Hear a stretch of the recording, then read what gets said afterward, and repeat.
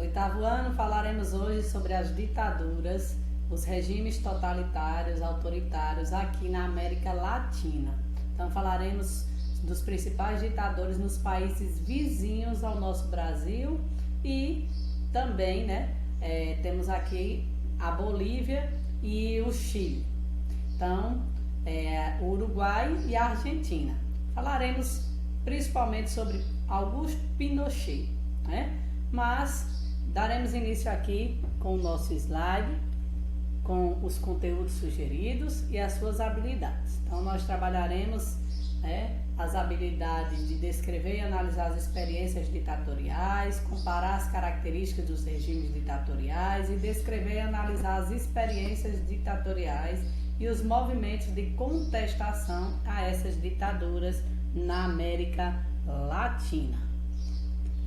Vamos começar aqui com o que motiva a instauração de uma ditadura, de um governo autoritário. Geralmente é uma fase de instabilidade política ou econômica que está acontecendo no país, que faz com que essa fragilidade dê espaço para que grupos consigam dar golpes e instaurar governos de maneira autoritária, principalmente sob o comando de militares. Então, durante o contexto mundial da Guerra Fria, é que se instauraram na América Latina esses regimes ditatoriais. Nós estudamos esse ano toda a ditadura militar no Brasil, na terceira unidade. E agora nós estamos focando para outros países. Isso não significa que a gente não relembre também o que nós vivemos na nossa ditadura de 64 até 85. E lembrar também que o Brasil apoiou o Uruguai na instauração também desse governo ditatorial. Então, vamos lá. O que há em comum entre esses governos? Eles cercearam as liberdades dos cidadãos e realizaram ações violentas contra quem fosse contrário aos seus ideais. Eles agem com a força, com a coerção, o uso coercitivo da força, ou seja, militarmente, para impor as suas vontades e os seus ideais.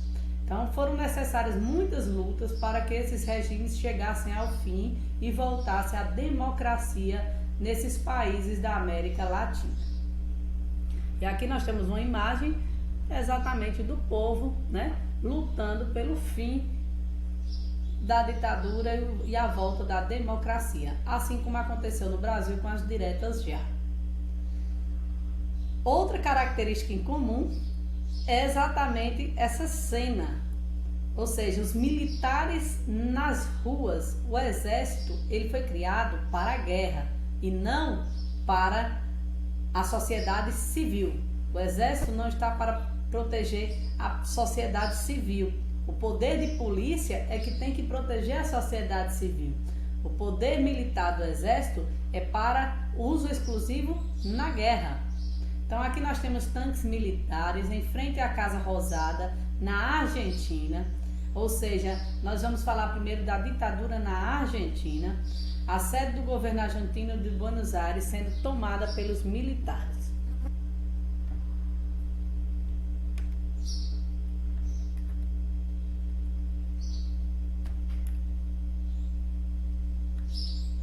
Então, o golpe na Argentina, o golpe militar na Argentina, ele foi dado pelo general Juan, que escreve Juan, mas fala Juan Carlos Ongonia.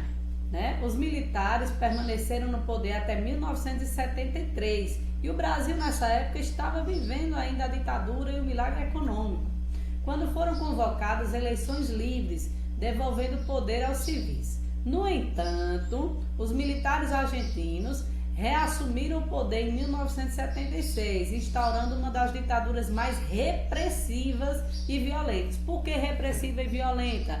Porque eles perseguiam, eles torturavam, eles matavam, executavam pessoas que eram contrárias ao governo militar. Então, pessoas que estavam envolvidas politicamente, pessoas que eram né, políticos e militares de esquerda foram mortos, foram exilados, então executados, torturados. Cerca de 30 mil pessoas foram vítimas da ditadura militar na Argentina. A junta militar, presidida pelo general Jorge Rafael Videla, que você geralmente fica só o final, né? Videla, mais conhecido como Videla, fechou partidos políticos e sindicatos, ou seja, só o partido militar é que poderia ditar as regras, né? Além de intervir e controlar o Supremo Tribunal do país, ou seja, não tinha mais justiça para eles, para julgar os seus crimes, né? Então, até o Supremo Tribunal estava subjugado a Videla, subordinado todas as esferas do poder ao controle da junta militar. Os militares é que tomavam todas as decisões sobre o país, política, econômica e civil, né? Militarmente, contra os civis. Durante a ditadura argentina, muitos presos políticos foram considerados desaparecidos e o regime foi extremamente violento, empregando práticas de tortura, de censura e repressão, porque todo regime militar, ele se baseia para fazer valer as suas vontades na tortura, na censura e na repressão. Os militares deixaram o poder no país somente em 1986. Bem próximo do que aconteceu com a gente, né? Do nosso processo de redemocratização, de volta da democracia aqui no país também, que começou em 1985 e com a Constituição Cidadã em 1988. Aqui nós temos uma imagem das mães da Praça de Maio. O que significa? Elas estavam ali protestando contra a lei Ponto Final. Olha essa lei que é absurda. Essa lei, ela que foi sancionada pelo governo do presidente Alfonsín na Argentina, que deixava impunes os militares, ou seja, todo militar que torturou, que matou, ele não seria acusado, né? Ele nem seria condenado. Ou seja, os militares acusados de violações aos direitos humanos durante a ditadura militar estavam absorvidos, estavam livres. Isso também aconteceu no país, aqui no Brasil. Eles também não foram condenados, nem o Ustra. A ditadura no Paraguai. Vamos falar agora sobre a ditadura no Paraguai. Não menos do que na Argentina, nem no Brasil, nem em outra ditadura. O Paraguai também agiu de maneira violenta contra a sua população. Então, nós tivemos primeiro, sobre a ditadura, o comando do general Alfredo Stroessner, né? Que fazia promessas para conseguir chegar ao poder. Ele fazia promessas de progresso e modernização. Dizia que ia melhorar a infraestrutura do país, dos paraguaios. Ou seja, prometia o que não poderia cumprir, né? Isso justificava suas ações autoritárias e violentas. Seu governo iniciou a repressão aos opositores, promoveu delações e instituiu a obrigatoriedade da filiação ao seu partido. Lembra até o nazismo de Hitler, não é?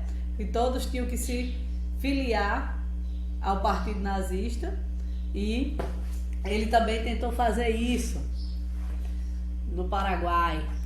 Ele também dizia que quem não se filiasse não poderia seguir carreiras públicas e nem participar, né? Ingressar nas universidades. Em 1989, um período de desaceleração econômica fez Stroessner perder sua força e ele foi deposto por um golpe de Estado, que ele colocou outro general no poder, o que não resolveu a situação para os paraguaios, mas esse foi mais ameno. Ele foi como Figueiredo para o Brasil, né? Então, Andrés Rodrigues, quando chegou no poder, ele começou a fazer o processo de reabertura política, né? Ou seja, a volta gradativa da democracia para o Paraguai. Assim como ocorreu com o Brasil no último governo ditador, que foi de Figueiredo.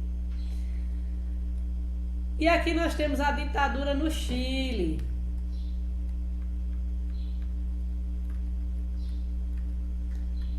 Vou voltar aqui. Passei rápido demais. Então vamos lá, né? Essa figura aqui chama-se Augusto Pinochet. Pinochet foi o mais violento de todos os ditadores da América Latina. Ele foi o ditador do Chile, do país Chile, aqui na América Latina. Então, ele substituiu o governo de Salvador Allende, que era um governo com mais atitudes socialistas, né?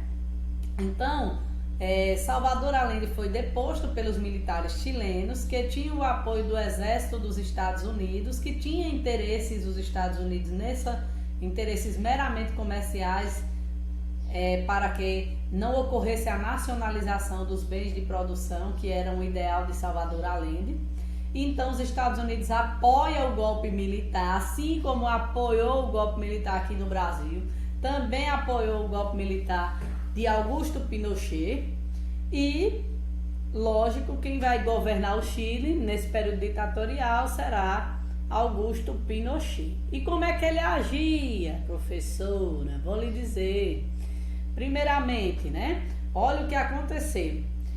Para tomar o poder, eles bombardearam a sede do governo, ou seja, usaram a força, novamente o exército, no meio, né, do território civil, contra o seu próprio povo, né? Porque é isso que acontece quando o exército está ali. O palácio de La Moleda, causando grande destruição. A perseguição aos opositores do regime, também, como em todas as outras ditaduras, baseava-se na tortura, na suspensão dos direitos civis, na perseguição, na morte. E o governo de Pinochet se dizia neoliberal, ou seja, estava em comum acordo com o capitalismo, com programas de financiamento de moradias. Só que esses programas de moradia, eles foram cortados pelo governo, o que aumentou o desemprego, aumentaram os impostos, né? Os gastos públicos. O Chile, ele viveu anos de horror na época de Pinochet, de Augusto Pinochet.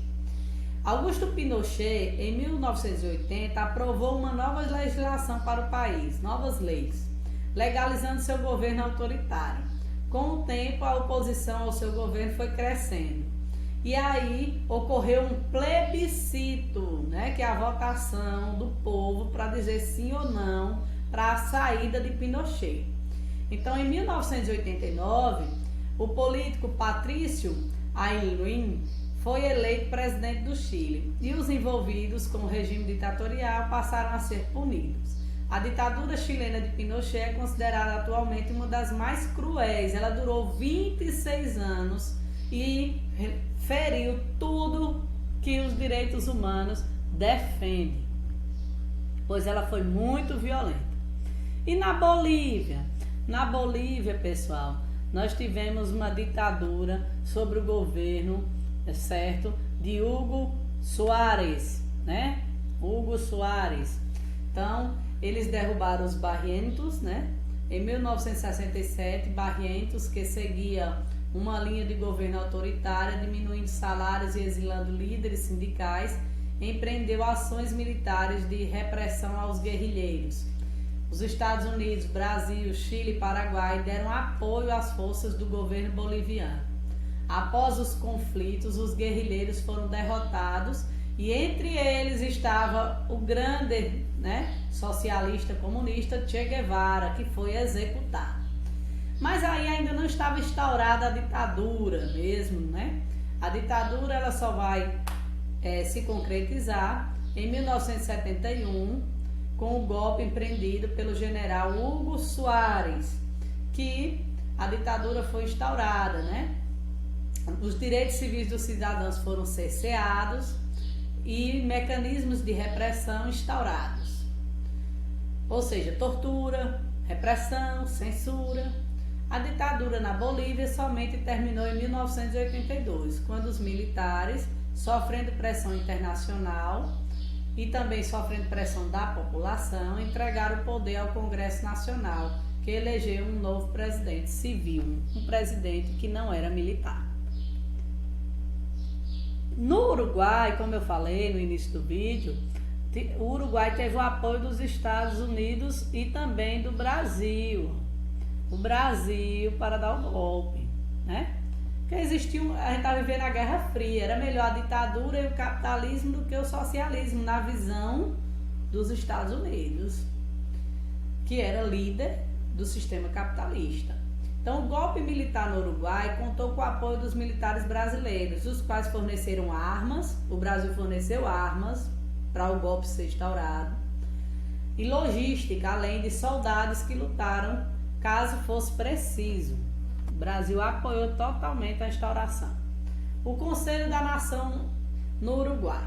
O golpe de Estado que fechou as instituições legislativas foram suspensos a democracia representativa e os partidos políticos. A primeira coisa que acontece, se os militares querem governar, eles acabam com todos os partidos políticos e querem tomar o poder. Não existe pluripartidarismo, existe unipartidarismo, que é o único deles.